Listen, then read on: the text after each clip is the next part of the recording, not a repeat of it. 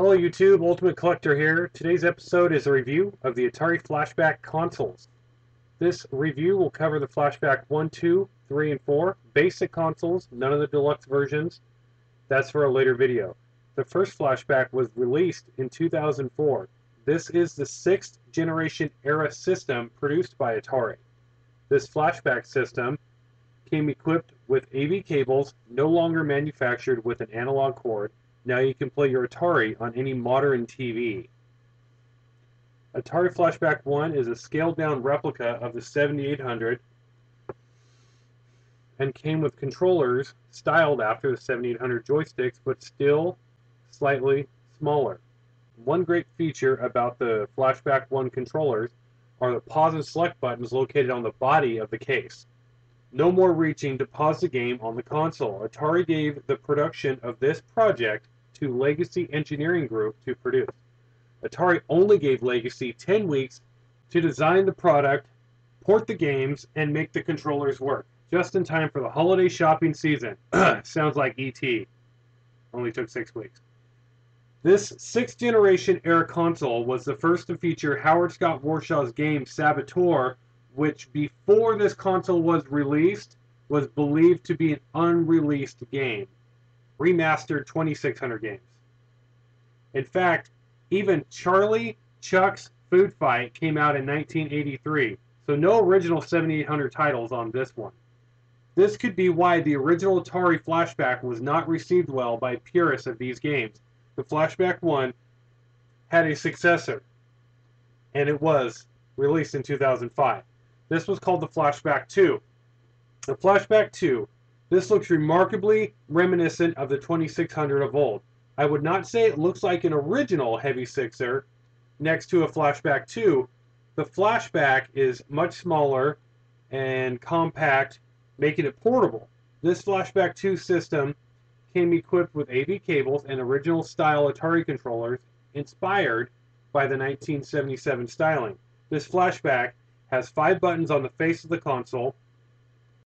Legacy also added in a couple special features within this system. One of the special features allows people to go in and hack the Atari board so you can add an Atari 2600 cart port while still being able to use the 40 built-in games. Plus you can set the console to a controller test screen. And these are true-to-life Atari 2600 consoles. And it was the first to come available with Pitfall as a featured game. This system sold over 860,000 copies in the US alone. The Flashback 2 Plus came out in 2010. The only variance between the systems was sports titles replaced action games. Some of the titles were either unreleased prototypes like Wizard, Combat 2, Save Mary, Frog Pond, and Saboteur, which was released first in the Flashback 1. The other special game on the console is Quad Run. This game was only sold originally through the Atari Fan Club mail order only, so how cool is that? The Flashback 3 is back with 60 built-in games released in 2001, but no longer produced by Legacy Engineering, now licensed to AT Games. After playing the first 2 Flashback systems, I was hoping for a change in games. But with the third one, we get a couple new release titles. I was hoping for something like Donkey Kong or Mario Brothers or Pole Position. I mean, really, do we need Yar's Revenge on every console? The answer is an emphatic no. But the Flashback 3 was changed drastically. The processing alone was no longer being used by a chip as the 6th gen era consoles did.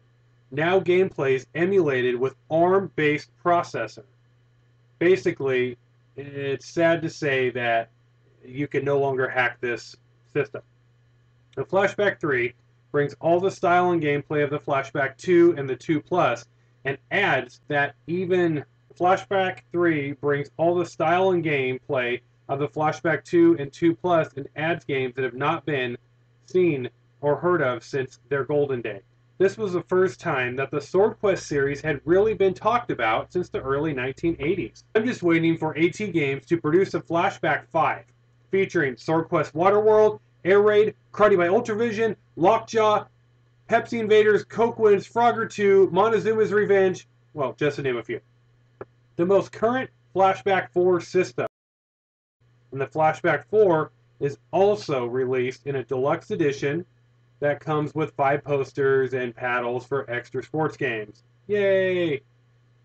The 15 games available to the Flashback 4 are located on the side of the box, but one is my favorite, which is Jungle Hunt, and then there's also Tempest. Now, the Flashback 4 is still being sold at this time.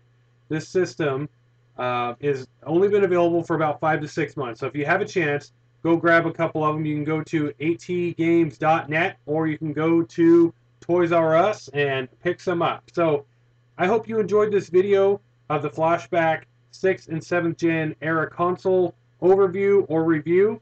And my only question is, when might we see a Flashback console for the Nintendo Entertainment System?